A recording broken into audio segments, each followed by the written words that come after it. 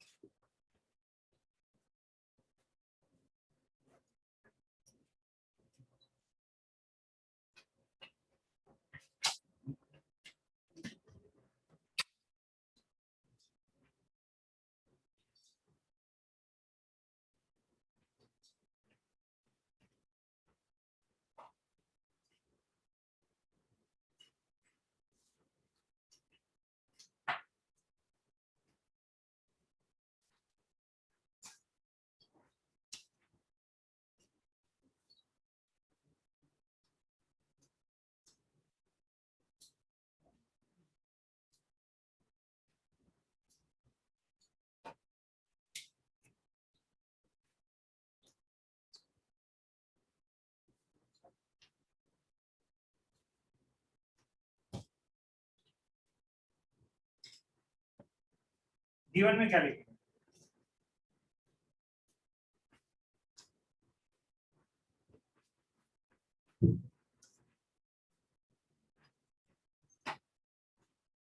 D1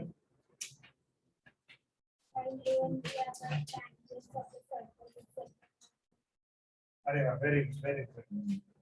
यहाँ पे tangents दिया है and they are parallel tangents इतना बोला है, ठीक है? सो ये टेंजेंट्स है करके बताना है, दैट मींस क्या लिखेंगे तुम लोग, line A and line B are tangents to the circle. जैसे स्टार्टिंग में ऐसा लिखना है in a circle with centre O, वैसे भी चलेगा या फिर बाद में लिखा है। So A and B are tangents to the circle, A and B capital नहीं है स्मॉल है, तो लाइंस के बारे में बात कर रहे हैं, पॉइंट्स के बारे में नहीं। So lines A and B are tangents to the circle with center O at points P and Q respectively. Points लिख देना, कैपिटल लिखना। लाइंस ए एंड बी लिखा, स्टार्टिंग से लिखा सकते हैं, lines A and B are tangents to the circle, इतना हुआ सबका, to the circle with centre O at points A and P and Q respectively. At points circle with center O at points P and Q respectively. P and Q capital आएगा। मतलब लोग ने ये जो dotted lines है उसके अलावा बाकी सब ठीक है। Lines A and B are tangents. Okay, कौन से पॉइंट पे है वो भी हम लोग ने बता दिया, ठीक है। और भी कुछ दिए,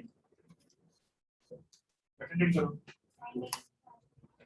Very good. Line A is parallel to line B. Line A is parallel to line B. और क्या दिया?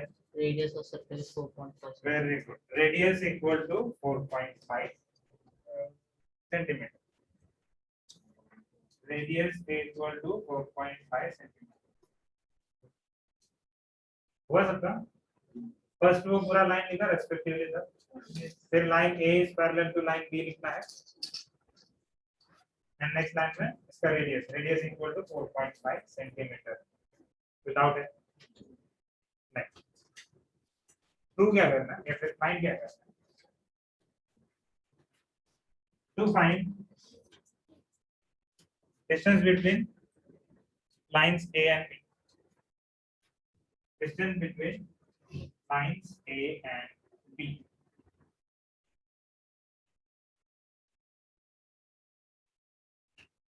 Construction.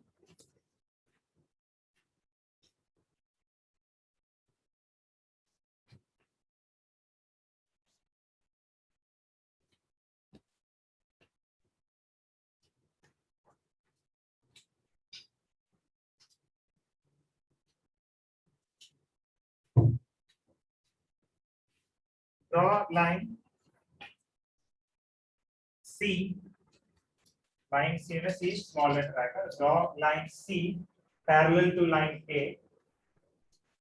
Parallel symbol use कर सकते हैं तुम लोग। Draw line C parallel to line A, passing through, किससे पास हो रहा है वो? Point O, center of the circle. Passing through Passing through O, capital O.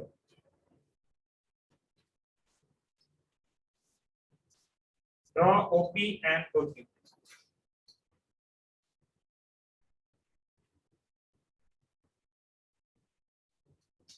OP and OQ, ये मैंने अलग अलग क्यों बोला? PQ क्यों नहीं बोला?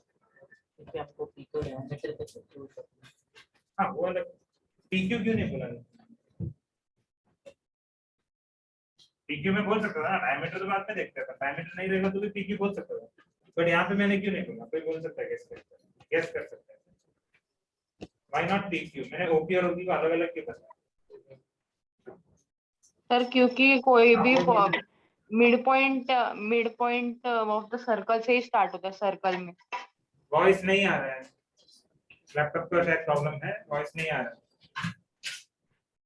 हाँ मैं बता रहा हूँ, PQ अगर मैं बोलेगा तो भी वो O से ही पास होगा, ये गारंटी नहीं है, क्योंकि हम लोग ने वो प्रूव नहीं किया है कि P, O and Q are collinear.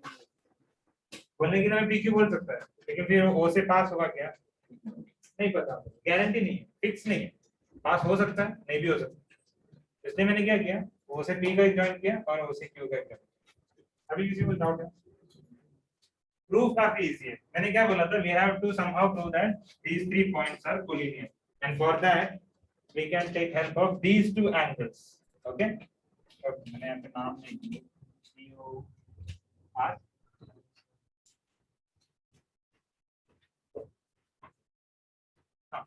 So angle, ये एंगल POR और एंगल ROQ, ये दोनों लोग यूज कर सकते हैं। अगर ये दोनों मिलके 180 डिग्री मिलता है, ओके, ये दोनों का एडिशन में हम लोग को 180 डिग्री मिलता है, then that means these two lines form a straight line, correct है कि नहीं? क्योंकि ये एडजेसेंट एंगल्स है, एडजेसेंट एंगल्स जब लीनियर सप्लीमेंट्री होता है तब वो क्या हो जाएगा, वो एक लीनियर पेयर हो जाएगा, है ना। उनका जो नॉन कॉमन आर्म्स है वो क्या हो जाएगा, नॉन कॉमन आर्म्स हो जाएगा स्ट्रेट लाइन। समझ में आ रहा है? अभी एडजेसेंट एंगल से बहुत सारा पॉसिबिलिटी है ना, ऐसे भी एडजेसेंट एंगल हो सकता है ना, लेकिन ये सप्लीमेंट्री होगा क्या? नहीं। और जब तक सप्लीमेंट्री नहीं है तब तक ये स्ट्रेट लाइन फॉर्म नहीं होगा। लॉजिक समझ में आया? ये अगर मैं ऐसा थोड़ा और फैला दिया इसको, ऐसा ना, अब ये दो एंगल अगर मैंने ऐड किया और अगर 180 डिग्री मिल रहा है तो मैं बोल सकता हूँ कि these two angles form linear pair angles। अब linear pair का मीनिंग क्या है? The non-common arms form a straight line। समझ में आया? मतलब हम लोग बोल सकते हैं कि OP and OQ they form a straight line। समझ में आया? इसलिए मैंने PQ नहीं बोला था, OP and OQ अलग अलग मेंशन किया। किसी को कुछ पूछना है, कुछ डाउट है? नहीं, मैंने फिगर तो ये ड्रॉ करने बोला था, R एक्स और P।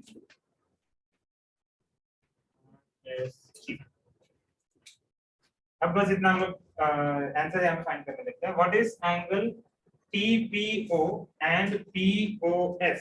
कैसे टाइप ऑफ एंगल्स है ये? TPO and POS interior angles. ये दोनों लाइंस पैरेलल है क्या? कंस्ट्रक्शन हम लोग ने कंस्ट्रक्ट किया ना, ये लाइंस पैरेलल है, तो ये दोनों का एडिशन क्या आएगा? 180 डिग्री। 180 डिग्री।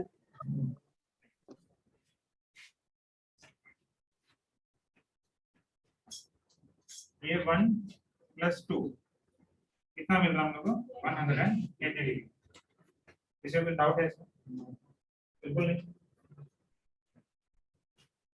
अगर ये दोनों पैरेलल लाइंस हैं तो 1 और 3 कॉन्ग्रुएंट रहेगा क्या? नहीं, तो आप एक लोग बात में यस, 1 और ये लाइन सर, ये लाइन पैरेलल रहेगा कि नहीं रहेगा, ये बताओ। रहेगा। नहीं, कंसेप्ट तो मैंने इसके साथ पैरेलल किया, इसके साथ नहीं। मैंने लाइन A और C पैरेलल बनाया, तो हम लोग क्या बोलेंगे? A is parallel to B and A is also parallel to C। समझ में आ रहा है? A is parallel to B and A is parallel to C। ये गिवन में है, ये कंस्ट्रक्शन में है, therefore हम लोग बोल सकते हैं कि B is parallel to C। अभी तुम लोगों को गैस करना है 3 + 4 क्या होगा? किसी को डाउट है? बिल्कुल नहीं। अब हम लोग को इसमें से थोड़ा खुद से सोचो या फिर कहीं रफ में लिख के ट्राई करो। 1 और 2 ऐड किया तो मुझे मिल रहा है 180। 3 और 4 ऐड किया तो भी मुझे मिल रहा है 180। इससे हम लोग को 2 और 3 का कुछ रिलेशन निकालना है। इससे हम लोग को कुछ 2 और 3 का रिलेशन निकालना है। Linear pair. Linear 1 pair. + 2 is 180, 3 + 4 is 180। 180। अब इससे हम लोग को क्या निकालना है? 2 + 3 is समथिंग करके बताना है। क्या कर सकते हैं?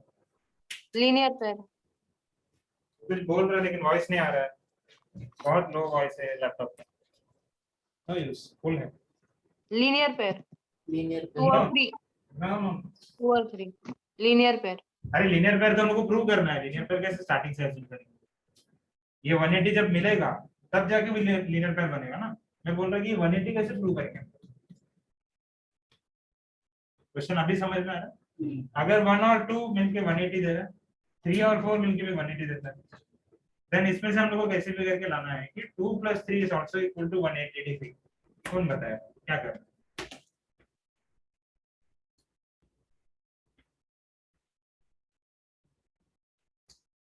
Sir adjacent angles. Adjacent angles. Adjacent angle नहीं,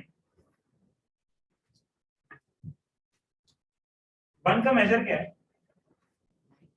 90। 4 का मेजर क्या है? सोचो थोड़ा और, थोड़ा सोचो, बस इतना से बाकी है। अगर 1 का मेजर 90 है, what is the measure of 2? अरे वाह, ये भी सोचना चाहिए ना। हो गया था ना टेंजेंट थ्योरम, इससे पहले हुआ है। So if 1 is 90, 2 will be 90। If 4 is 90, 3 will be 90। समझ में आया? तो मैंने यहाँ पे क्या प्रूव किया पता है क्या, POS एंगल देखो 2 बोल रहे थे हम लोग, कितना थे एंगल POS 90 डिग्री है क्या? कैसे समझ में आया? ये 90 डिग्री के साथ ये इंटीरियर परफॉर्म होगा तो वो भी 90 रहेगा। क्लियर? OQR ये 90 है, इसके साथ जो इंटीरियर परफॉर्म करेगा वो भी 90 रहेगा। So both the angles that is POS and QOS दोनों भी कितना है 90 है। किसी को इसमें डाउट है? नाउ अगर ये 90 है ये 90 है, इन दोनों का एडिशन क्या रहेगा 180 प्रूव कर लिया देखो हम लोग ने 180।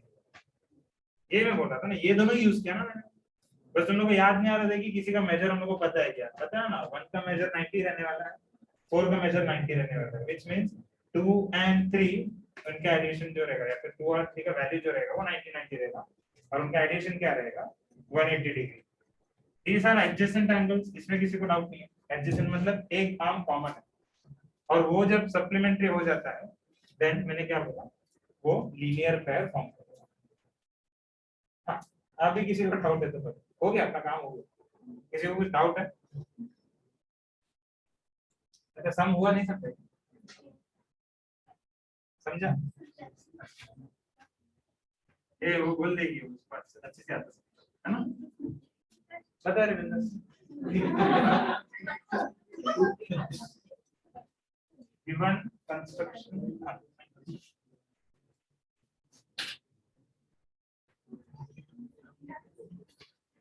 समझा लेकिन वो समझा नहीं सकता। सॉल्यूशन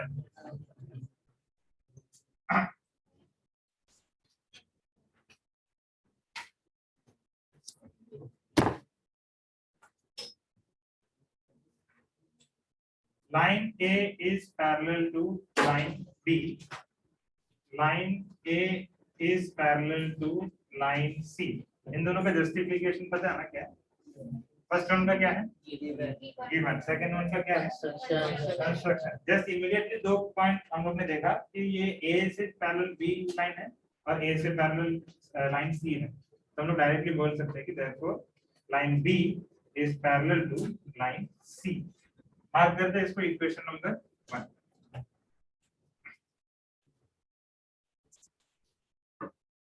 समझ लिख रहा हूं, एक्सप्लेनेशन हो गया, लिखना स्टार्ट कर सकते हैं। तो एक line B is parallel to C, ये क्यों ऑब्टेन करके रखा है समझ में आ रहा? ये सप्लीमेंट्री है करके बताने के लिए। किसी को प्रॉब्लम है? ठीक है, तो हम लोग फर्स्ट क्या स्टार्ट किया था, अभी ये दोनों पैरेलल तो है, A is parallel to C, इससे हम लोग स्टार्ट करेंगे। और transversal,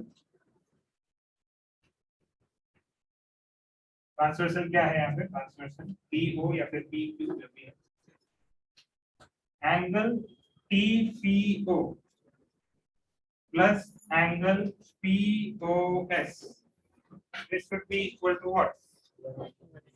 Reason?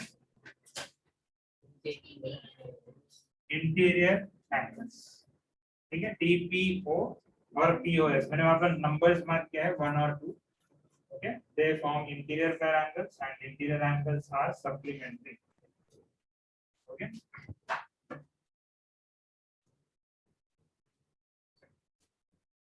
but angle POS equal to TPO, sorry, angle TPO इसका मेजर हम लोग को पता है, क्या है इसका मेजर 90 डिग्री। रीजन क्या है टैंजेंट थ्योरम। जिनको नहीं समझ में आ रहा है पूछ लेना कि कौन सा ये लिखना है justification. but TPO is equal to 90 degree, so 90 degree plus angle POS will be 180, therefore angle POS will be 180 minus 90, angle POS मिल गया आप लोग को 90 डिग्री। किसी को डाउट है इसमें?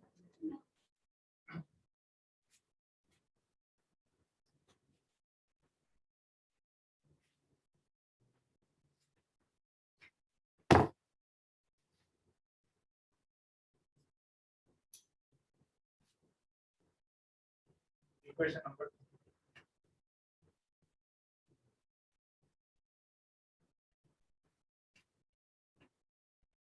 दिख रहा नहीं है क्या? कहाँ तक दिख रहा है? यहाँ तक दिख रहा है? 4 minutes.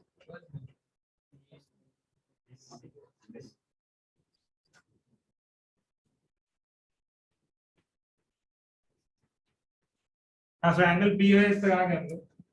अब हम लोग ये दोनों यूज करने वाले हैं। ये पता है हम लोग को। So for again for transversal PQ ये क्या आएगा, एंगल SOQ, यहीं पे लिख रहा हूँ for transversal PQ angle SOQ plus angle OQR this should be equal to 180 degree. Justification क्या है? They form linear angle. Sorry, interior angle. Sorry, interior angle. But angle OQR is equal to 90 degree. इसका justification क्या है? Tangent theorem. Therefore, angle SOQ plus 90 degree equal to 180. Angle SOQ का measure क्या आएगा? 180 minus 90.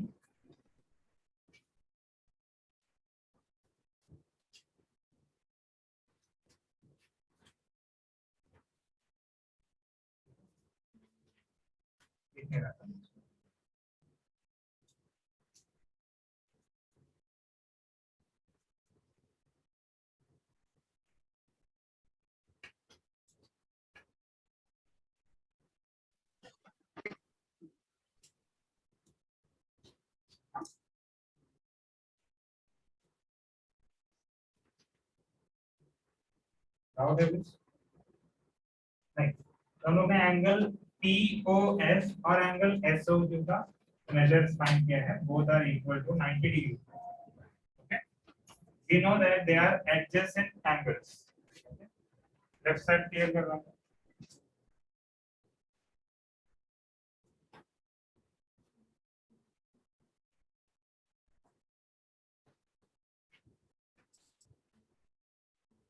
Now angle POS plus angle SOQ, this should be equal to 90 plus 90 equal to 180 degree.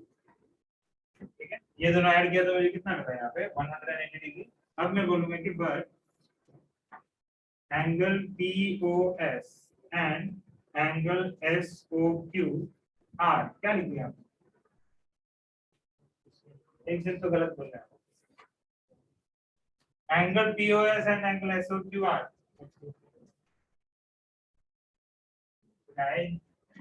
सिर्फ expression है, voice नहीं है. Only video, no audio. Congruent. अरे देखो ना फिगर में लीनियर ब्रेथ दोनों आंसर रेडी रखे थे तुम लोग. पहला कौन सा बोलना है ये doubt. But angle POS and SOQ are adjacent angles. ये बात समझने ट्राई करो. एडजेसेंट एंगल्स कैसे भी रह सकता है. एडजेसेंट अगर सप्लीमेंट्री है देन वो क्या होता है, linear pair. Since they are supplementary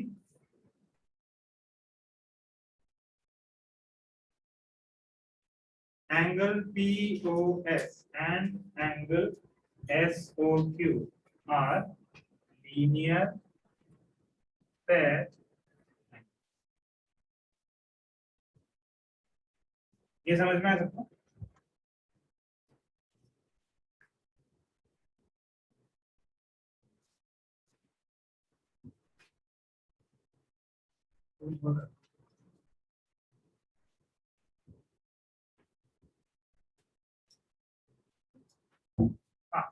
So angle POS and SOQ form linear pair angle, that is points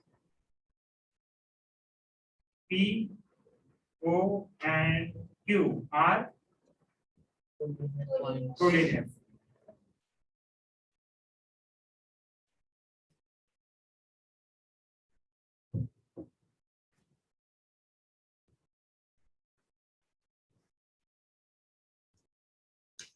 अब मैं क्या लिख रहा हूँ, radius equal to OP equal to OQ equal to कितना दिया है रेडियस 4.5 सेंटीमीटर.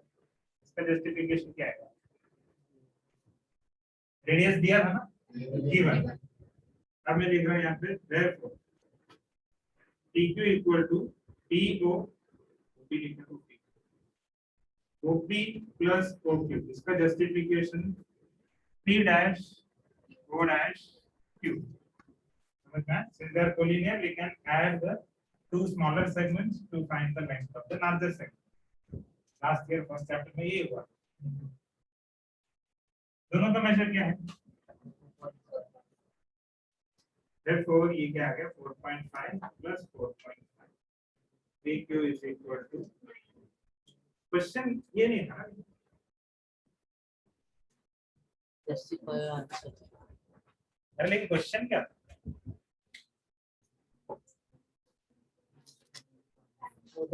ये ना ये जस्टिफिकेशन वाला पार्ट है, ये कोलिनियर है, तो वो पार्ट हो गया। Yes, तो अपना फाइनल स्टेटमेंट रहेगा therefore the distance between the parallel tangents, नाम नहीं दिया था तुमने, किया ना इस फिगर से। therefore distance between the parallel tangents is 9 centimeter।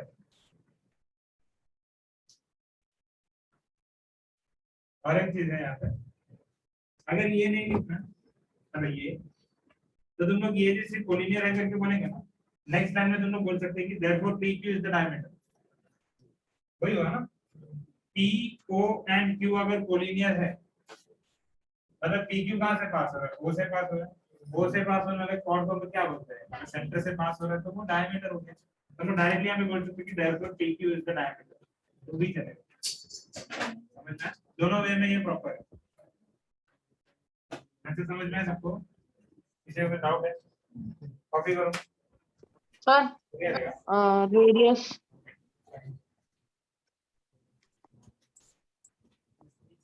Sir radius OP equals to OQ equals to 4.5 centimetre के ब्रैकेट में क्या लिखना है? कुछ नहीं सुनाई दे रहा, मैसेज सेंड करो। ये इधर ये लैपटॉप नहीं यूज करता, उसका अच्छा वॉइस है।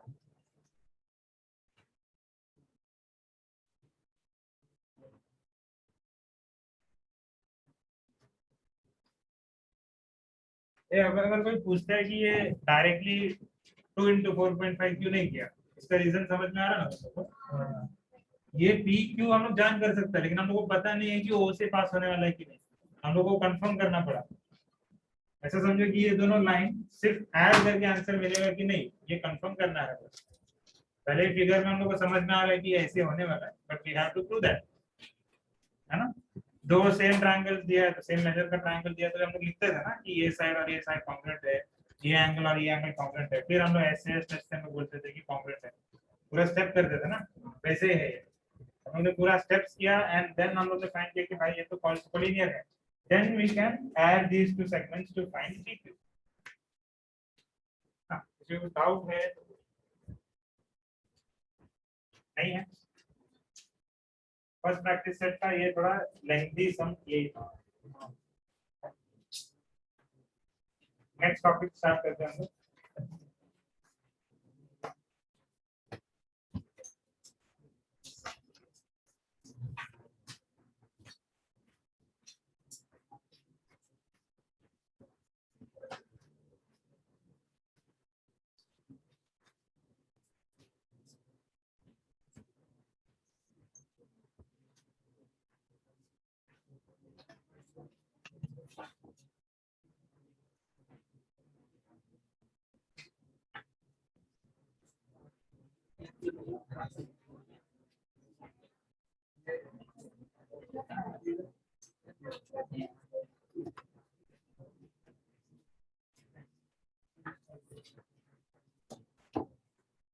हो गया 3.1 डन।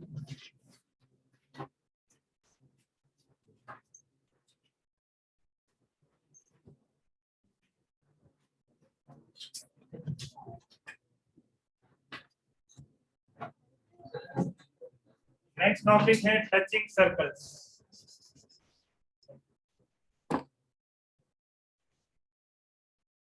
टचिंग सर्कल्स टेंजेंट का डेफिनेशन से ये वर्ड याद है हम लोग को, टचिंग। अभी भी क्या लग रहा है टचिंग सर्कल का मीनिंग क्या होगा? सर्कल से एक पॉइंट पे एक दूसरे को टच कर रहा है। सरफेस थोड़ा गलत वर्ड हो गया।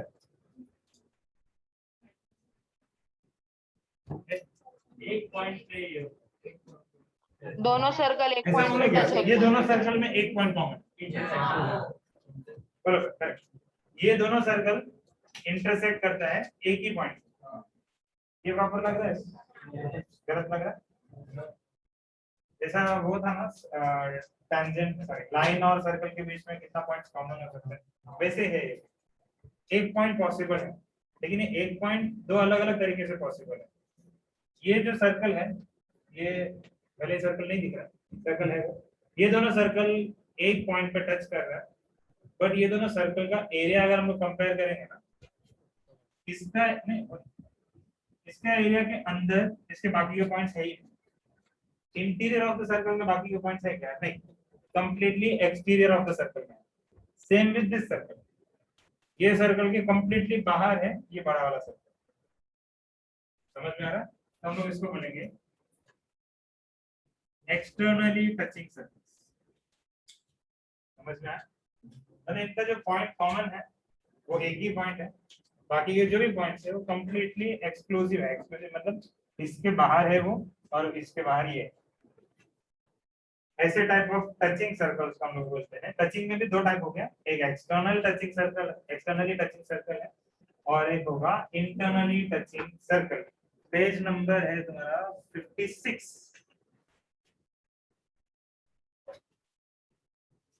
ठीक है, पेज नंबर 56। 56 में एक बॉक्स दिया है, उसमें दो फिगर्स है 3.22 एंड 3.23 है ना? अब नेक्स्ट क्वेश्चन, टचिंग सर्कल है तो इन दोनों में कितना पॉइंट कॉमन है बोला हमने? एक ही पॉइंट कॉमन है। इनका कॉमन टेंजेंट्स कितना पॉसिबल है?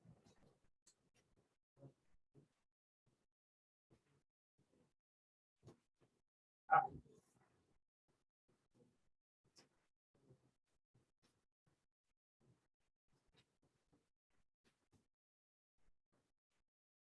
अरे एक ही पॉइंट कॉमन है ना। हाँ तो एक दो जन ही बोल रहे हैं ऐसा, बीच में ऐसे सुना दे रहा, बोलो ना कॉन्फिडेंट एक ही है। नहीं, ये जो टेंजेंट ये जो बीच में से जाएगा ये दोनों के लिए कॉमन है। ये सर्कल के लिए बहुत सारा अलग टेंजेंट भी आ सकता है, बट वो एक भी इससे कॉमन नहीं रहेगा ना कभी, क्योंकि वो कॉमन पॉइंट से ही पास करना चाहिए, तब जाके वो कॉमन टेंजेंट होगा। तो फॉर टचिंग सर्कल्स एक्सटर्नली होगा तो एक कॉमन टेंजेंट पॉसिबल है। इंटरनली में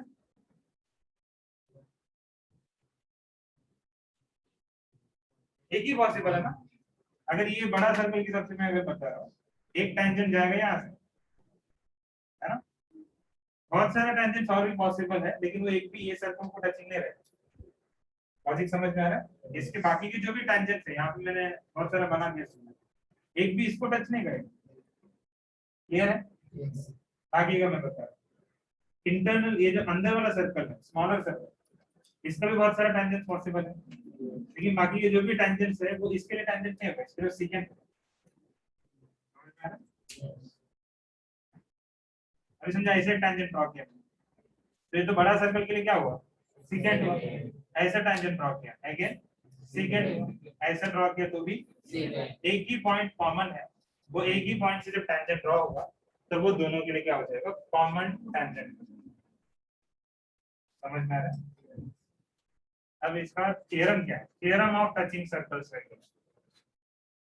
थ्योरम ऑफ टचिंग सर्कल्स में ऐसा बताया है,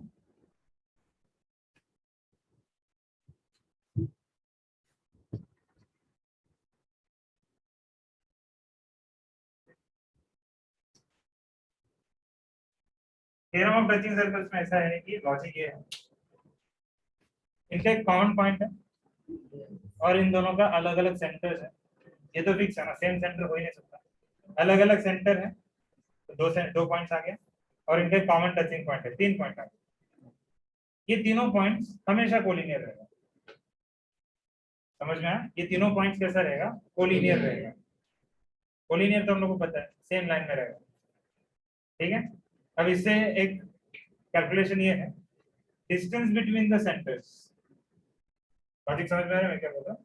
डिस्टेंस बिटवीन द सेंटर्स जब एक्सटर्नली टचिंग होगा, okay, let's say this is D1 and this is D2, radius में R1 और R2।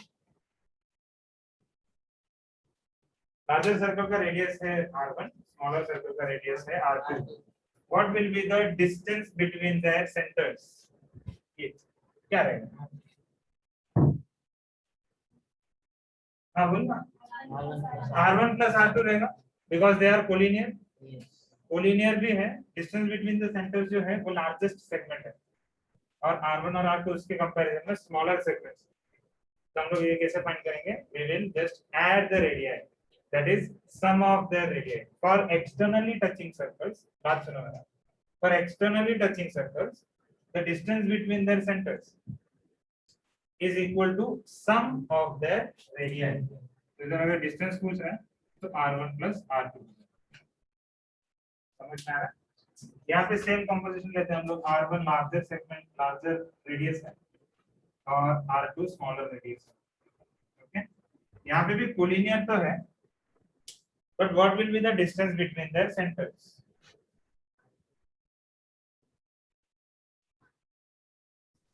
बोलो।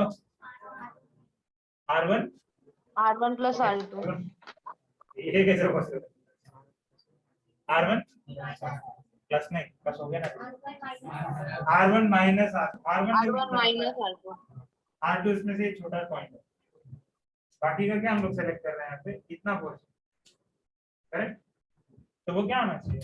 R1 minus R2। यहाँ पे R1 लार्जेस्ट सेगमेंट है, R2 और ये स्मॉलर सेगमेंट। तो हम लोग को यहाँ पे कैसे मिलेगा डिस्टेंस बिटवीन देयर सेंटर्स? हम लोग को मिलेगा bye difference of their radius.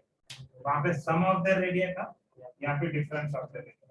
लेकिन ये कैलकुलेट कब करने हुआ? जब ये कोलिनियर है तब, है ना? नहीं तो कैलकुलेट करने नहीं होता था ना। तो ये कोलिनियर है करके कैसे समझ में आया?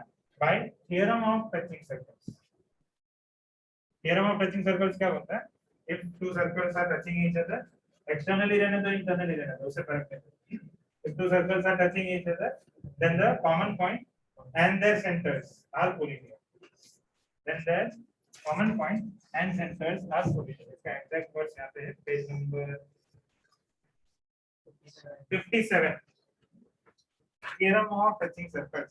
If two circles touch each other, if two circles touch each other, their point of contact lies on the line joining their centers। मतलब दोनों सेंटर्स को जॉइन करके मैंने अगर एक लाइन ड्रॉ किया ना, तो वही लाइन पे रहेगा उसका कॉमन पॉइंट, जो टचिंग पॉइंट है। समझ में आ रहा है? किसी को डाउट है? इसमें दो फिगर दिए हैं, फिगर 3.26 में दो फिगर्स हैं, देख लो ए एंड बी। इसका प्रूफ है, थ्योरम है तो प्रूफ है।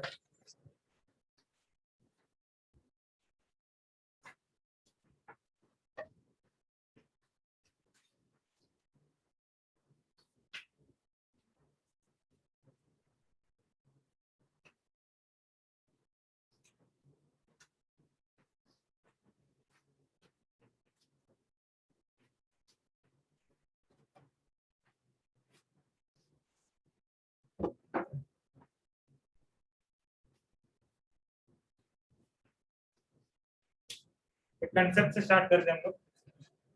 ये लाइन मैंने ड्रॉ किया, एक पॉइंट मैंने फिक्स दे दिया, यही पॉइंट, ये पॉइंट से तुम लोग को परपेंडिकुलर ड्रॉ करना। ओके, मैं एक स्टूडेंट को यहाँ पे इन्वाइट किया और बोला कि परपेंडिकुलर ड्रॉ कर, वो एक लाइन बना के जाएगा, बस प्रोट्रैक्टर लेके आएगा, रखेगा, पॉइंट मार्क करेगा, लाइन ड्रॉ करेगा। दूसरे स्टूडेंट को आगे बोलेगा कि और एक परपेंडिकुलर ड्रॉ करके देखा, तो उसको नया कोई परपेंडिकुलर ड्रॉ करने मिलेगा? क्यों नहीं मिलेगा?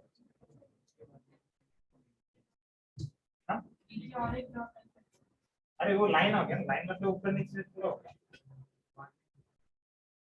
डॉट बोल दिया मैंने, टेक्स्ट बाजू में क्या, एक ही परपेंडिकुलर बनेगा? एक से ज्यादा बनेगा क्या? हाँ तो एक से ज्यादा बनेगा, क्यों नहीं बनेगा भी बता सकते हैं? पॉइंट फिक्स कर दिया है,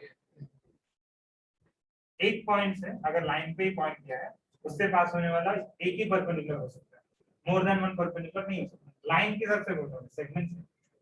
लाइन मतलब हम लोग कंप्लीट काउंट करते हैं ना, ऊपर नीचे के सारे पॉइंट्स, है ना। तो अगर इसका मैंने परपेंडिकुलर ड्रॉ किया तो वो एक ही परपेंडिकुलर रहेगा, और एक ड्रॉ करना है तो वो वही सेम ही लाइन रहेगा, और कुछ हम लोग ड्रॉ नहीं कर सकते। ये समझ में आया? अब इसके हिसाब से बात कर रहा हूँ। कॉमन टैंजेंट है करके सबको समझ में आ रहा है? किसी को डाउट है इसमें?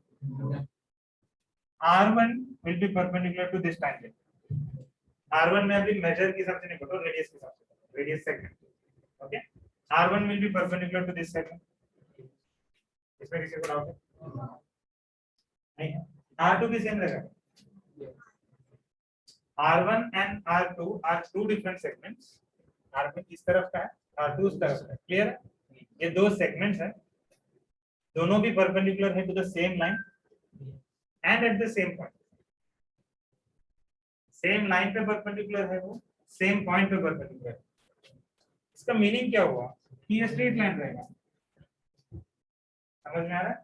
बिकॉज एक लाइन का एक पॉइंट पे एक ही परपेंडिकुलर बन सकता है। दैट मींस R1 और R2 भले सेपरेट सेगमेंट्स है, they belong to the same line. एक लाइन का ही पार्ट्स है। समझ में आ रहा है? ये एक स्ट्रेट लाइन बनेगा और उसका पार्ट्स रहेगा R1 एंड R2। यहाँ पे भी सेम बोल सकते हैं ना, R1 और R2 दोनों भी क्या रहेगा, सेम पॉइंट पे परपेंडिकुलर रहेगा। Again R1 and R2 are a part of the same line, one and the same line. यही था ये थ्योरम। थ्योरम में क्या बोला था? The point of contact lies on the line joining their centres, है ना। The point of contact lies on the line joining their centres. समझना है? थ्योरम का प्रूफ हो गया। रीड करो प्रूफ। पेज नंबर है 58। हाँ, एक छोटा सा है।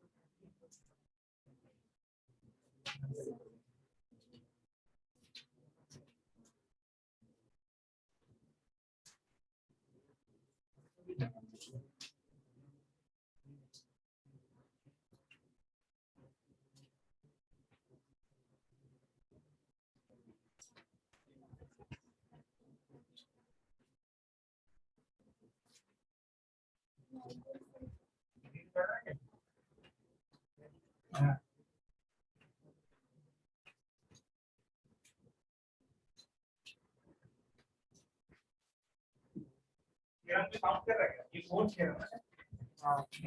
tangent theorem converts tangent segment and this is the fourth one। लेकिन अभी तक थ्योरम तो इजी लगा, थ्योरम में कुछ प्रॉब्लम नहीं लगा। 3.3 तक ज्यादा प्रॉब्लम्स नहीं है, उसके आगे वो 4-5 थ्योरम एक साथ आया था। Online students